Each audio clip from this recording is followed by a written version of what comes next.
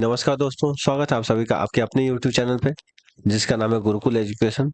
मैं अवनीश लेकर आया हूं आपके लिए पॉलिटी की क्लास। आज हम बात करेंगे पांचवी क्लास के बारे में, जिसमें हम देखेंगे शेड्यूल्स के बारे में, यानी जो इंडियन कॉन्स्टिट्यूशन में शेड्यूल्स दिए हुए हैं उसके बारे में हम बात करेंगे। पहले हम देख लेते हैं पिछली क्लास में हमने क्या बात किया था। पिछली क्लास में हमने देखा था कि जो भी प्रीएम्बल है उसके इंपॉर्टेंट पॉइंट्स के बारे में हमने देखा था। चलिए स्टार्ट करते हैं। आज शेड्यूल्स के बारे में हम देखेंगे। नेक्स्ट स्लाइड में देखते हैं।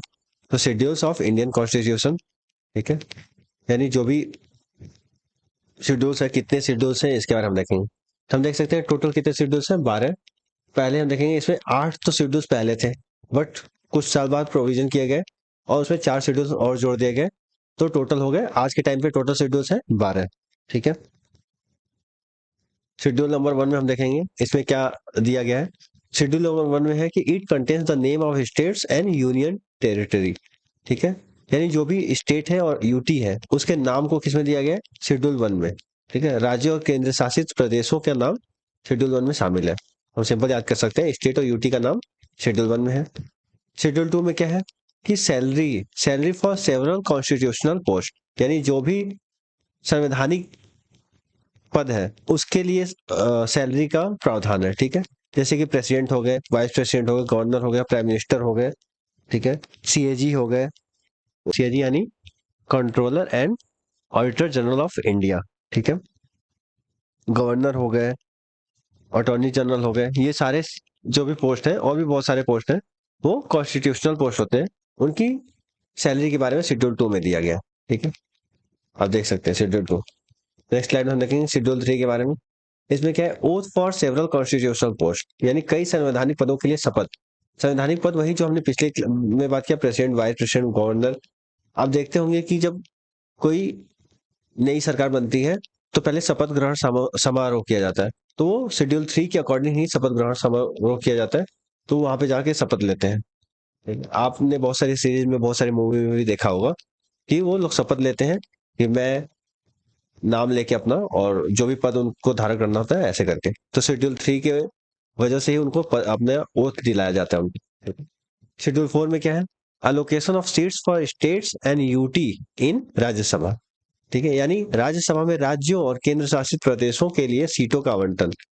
जो भी राज्यसभा में राज्य से या फिर यूटी से, ये जो भी स्टेट्स और यूटी से जो भी सीट्स जाती हैं राज्यसभा में, तो वो जो आवंटन होता है सीट्स का वो किससे लिया गया है, वो शेड्यूल 4 से लिया गया है। आप देख सकते हैं।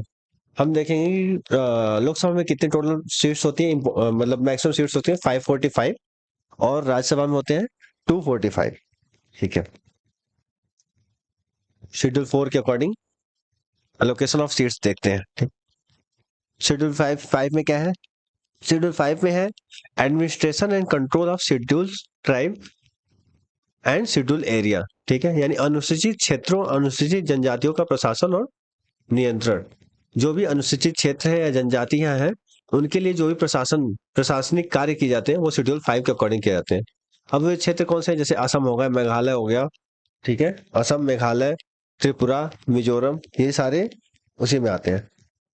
ठीक है, और शेड्यूल 6 में क्या है, provision as to the administration of tribal area. जो भी जनजातीय क्षेत्रों के प्रशासन के संबंध में प्रावधान किए जाते हैं वो शेड्यूल 6 के अकॉर्डिंग।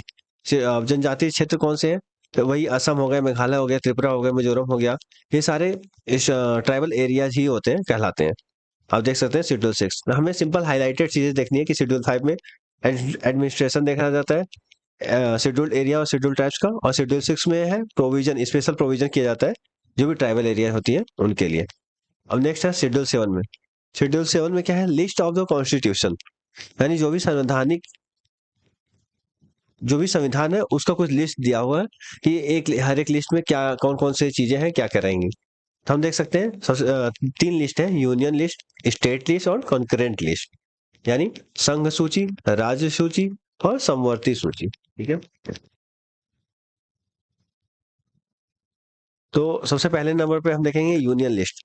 यूनियन लिस्ट में पहले तो टोटल 97 सब्जेक्ट थे, बट आज के टाइम पे एट दिस टाइम 100 सब्जेक्ट हो गए, यानी पहले 97 से 3 बढ़ गए इसमें और 100 सब्जेक्ट हो गए।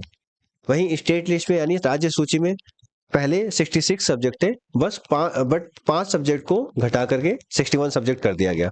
ठीक है, तो आज के टाइम पे 61 सब्जेक्ट किसमें है, स्टेट लिस्ट में है। और कंकरेंट लिस्ट में क्या है, कंकरेंट लिस्ट यानी समवर्ती सूची।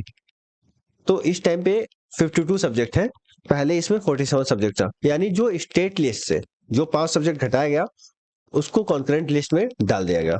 उसके नाम क्या क्या है, मैंने यहाँ पे नोट डाउन नहीं किया है, आप लिख सकते हैं। उसके नाम है एजुकेशन हो गया, फॉरेस्ट हो गया, और protection of wild animals and birds हो गया, वेट्स एंड मेजर्स हो गए, और लास्ट क्या है, 5 नंबर पे administration of justice, constitution and organisation of all courts. ठीक है, आप देख सकते हैं ये 5 चीजें स्टेट लिस्ट से कॉन्करेंट लिस्ट में डाल दी गई। अब इसको हम समझ लेते हैं क्या क्या होता है। यूनियन लिस्ट यानी, जैसे इसमें यूनियन लिस्ट यानी जो भी केंद्र सरकार देखती है यूनियन लिस्ट उसको हो गया। जैसे हम देख सकते हैं कि जो भी डिफेंस हो गया, मनी के बारे में हो गया, बैंकिंग के बारे में हो गया, ये कौन देखता है, केंद्र सरकार देखती है। तो वो इस टाइम पे 100 सब्जेक्ट है जो केंद्र सरकार देख रही है। स्टेट लिस्ट क्या हो गया, जो राज्य राज्य सरकारें देखती हैं, जिसमें 61 सब्जेक्ट है। उसमें क्या क्या है, जैसे स्टेट पुलिस हो गई, लॉ एंड ऑर्डर हो गया, ये राज्य देखते हैं। ठीक है, और कंकरेंट लिस्ट कौन सा होता है, कंकरेंट लिस्ट यानी समवर्ती सूची, ये वो लिस्ट होता है जो यूनियन और स्टेट दोनों मिल करके देखते हैं।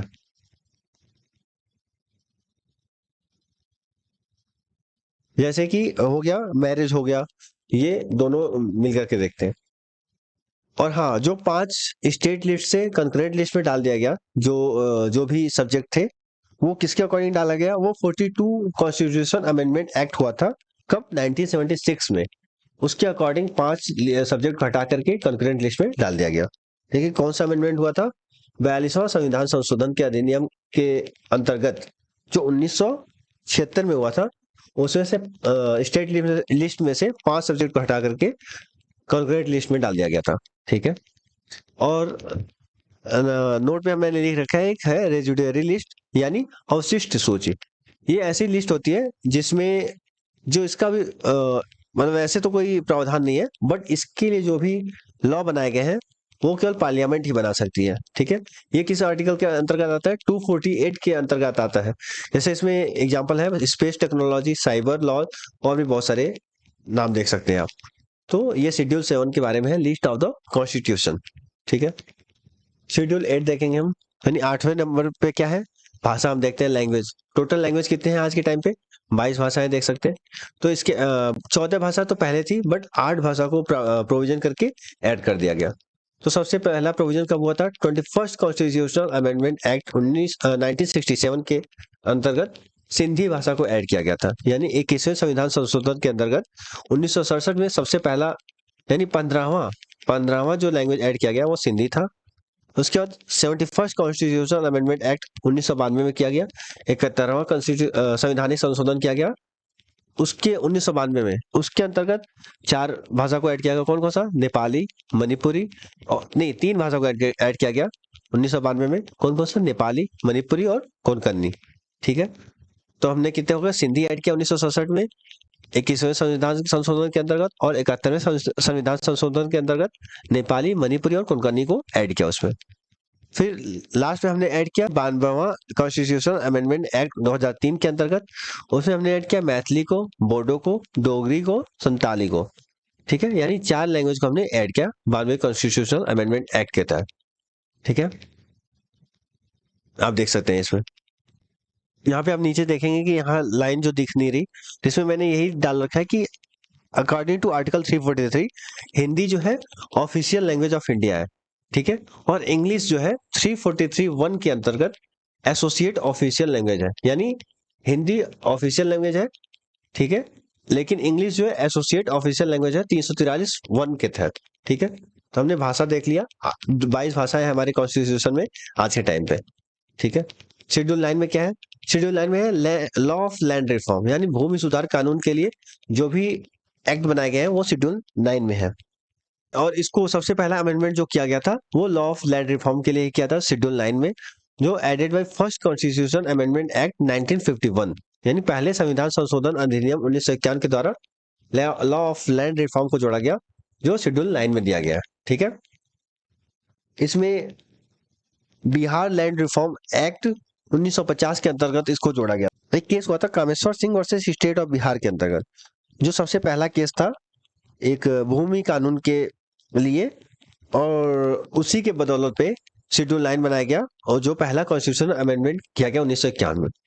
और आर्टिकल एक आर्टिकल बनाया गया था इसी के लिए 31B, जो क्या करता है, इंपॉर्टेंस ऑफ शेड्यूल 9 बताता है। यानी जो भी शेड्यूल 9 है उसका इंपॉर्टेंस कौन बताता है, 31B, आर्टिकल 31B। ठीक है, नेक्स्ट स्लाइड में देखेंगे शेड्यूल 10 के बारे में। इसमें क्या है, एंटी डिफेक्शन लॉ यानी दल बदल विरोधी कानून।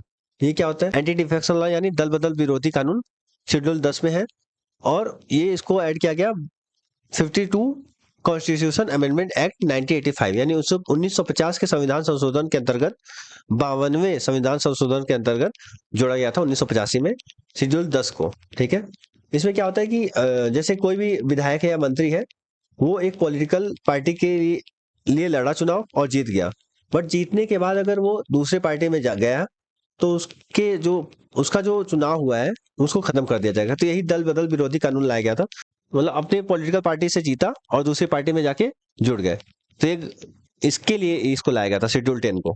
ठीक है, anti defection law schedule 10। Schedule 11 में क्या है, इसमें पंचायत भारतीय संविधान का हिस्सा बन जाते हैं, जैसे कि panchayat become the part of Indian constitution. Panchayat को शेड्यूल 11 के तहत ही जोड़ा गया, और ये 73वां संविधान संशोधन 1992 द्वारा जोड़ा गया था, यानी 73rd कॉन्स्टिट्यूशन अमेंडमेंट हुआ गया था 1992 में, जिसके अंतर्गत पंचायत को शेड्यूल 11 के तहत जोड़ा गया था भारतीय संविधान में। ठीक है, इसमें क्या 29 टोटल सब्जेक्ट है पंचायत कॉन्स्टिट्यूशन में। ठीक है, जैसे कि हम एग्जाम्पल में देख सकते हैं, पंचायत में क्या क्या सब्जेक्ट है 29 में। एग्जाम्पल में कुछ देख लेते हैं, जैसे एग्रीकल्चर हो गया, फिशरीज हो गए, एनिमल हस्बेंड्री हो गए, और भी बहुत सारे हैं, आप गूगल कर सकते हैं। नहीं तो अगर आप कमेंट में बताएंगे तो मैं पूरा 29 के 29 सब्जेक्ट आपको बता सकता हूँ। ठीक है, और हम देखेंगे नेक्स्ट स्लाइड में शेड्यूल 12 के बारे में। शेड्यूल 12 में क्या है कि इसमें म्यूनिसिपैलिटीज को जोड़ा गया था। ठीक है, और ये किसको जोड़ा गया था, नगर पालिकाएं भारतीय संविधान का हिस्सा बन गई शेड्यूल 10 के अंतर्गत। ठीक है, और इसमें टोटल 18 सब्जेक्ट है, और ये 74वें संविधान संशोधन के अंतर्गत जोड़ा गया 1992 के अंतर्गत। ठीक है, जो भी 1992 में 74वां संविधान संशोधन हुआ था उसके अंतर्गत कौन जोड़ा गया, नगर पालिका को जोड़ा गया, जो सबसे लास्ट शेड्यूल बना, शेड्यूल 12। ठीक है, तो आपने देखा टोटल शेड्यूल्स के बारे में जो भी हमारे भारतीय संविधान में दी गई है, उसके बारे में हमने आज पढ़ा। आशा करता हूँ आपको अच्छा लगा होगा वीडियो, तो प्लीज लाइक सब्सक्राइब करें। एक बार हम फिर से देख लेते हैं, हाईलाइटेड रिवाइज कर लेते हैं एक बार। हमने देखा टोटल 12 है। शेड्यूल 1 में है स्टेट और यूटी के नाम के बारे में, शेड्यूल 2 में है सैलरी के बारे में, शेड्यूल 3 में है जो भी संवैधानिक पद है उसके ओथ के बारे में, शपथ ग्रहण के लिए, शेड्यूल 4 में है सीट्स अलोकेट करने के लिए राज्यसभा की, शेड्यूल 5 में है जो भी ट्राइबल एरिया है या फिर शेड्यूल ट्राइब्स या शेड्यूल एरिया है उसके एडमिनिस्ट्रेशन के बारे में, शेड्यूल 6 में स्पेशल प्रोविजन के बारे में, शेड्यूल 7 में है जो लिस्ट दिए हुए union list, state list, concurrent list के बारे में, शेड्यूल 8 में है भाषा के बारे में, जो भी भाषाएं हैं, टोटल हमारे कितने भाषा है, 22 भाषा है। और एक चीज याद करेंगे, आर्टिकल 343 के अंतर्गत Hindi is official language of India. ठीक है, और जो इंग्लिश है associate official language of India है, वो 3431 के अंतर्गत आर्टिकल के। शेड्यूल 9 में है लॉ ऑफ लैंड रिफॉर्म यानी भूमि सुधार के लिए कानून, शेड्यूल 10 में दल बदल विरोधी कानून है, शेड्यूल 11 में पंचायत को ऐड किया गया, और शेड्यूल 12 में नगर पालिका को ऐड किया गया। तो आज के लिए इतना ही, हमने टोटल शेड्यूल्स देख लिए हैं। कल हम बात करेंगे जो भी पार्ट वाइज आर्टिकल्स को डिवाइड किया गया है, तो हम आर्टिकल 1 से स्टार्ट करेंगे, जो भी इंपॉर्टेंट आर्टिकल हो उसके बारे में हम बात करेंगे। तो आज के लिए इतना ही, बहुत बहुत धन्यवाद, और प्लीज लाइक एंड सब्सक्राइब करें। Thank you very much.